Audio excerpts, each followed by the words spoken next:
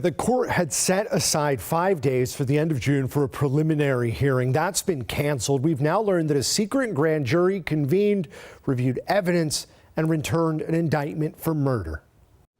An Idaho grand jury has indicted Bryan Kohberger on 4 counts of murder and 1 of burglary for the deaths of 4 University of Idaho college students in November of 2022. Their loss has been devastating, and they were bright lights in our community. Kaylee Consalves, Madison Mogan, Ethan Chapin, and Xana Kernodal were stabbed to death inside their off-campus home. Bryan Kohberger, a WSU PhD candidate, was arrested 47 days after their killings at his family home in Pennsylvania. Investigators connecting Kohberger to the scene through DNA evidence on a knife sheath left at the crime scene. Kohberger was supposed to be in court at the end of June for a preliminary hearing. Instead, prosecutors convened a grand jury in secret.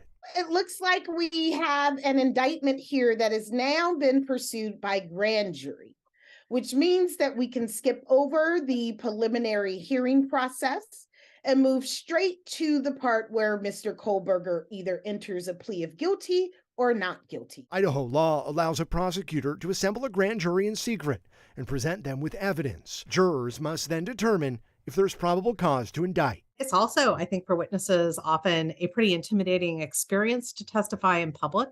So it's possible that there are some witnesses who the prosecutor decided might feel more comfortable in a secret setting. All 4 students killed in that brutal attack, including Ethan Chapin of Conway, Washington, were honored this past weekend during the university's graduation ceremony. The community still in mourning as the man suspected of the killings nears his day in court. So imagine Idaho has the death penalty. Is there any indication that prosecutors will seek that in this case? Well, that is the big question. Will this become a capital case? Will the prosecution pursue the death penalty? The state will have 60 days from the plea, so from Monday, to decide if they go that route. But should they go that route, things get more complicated. To prosecute or defend a capital case, counsel must have special legal training.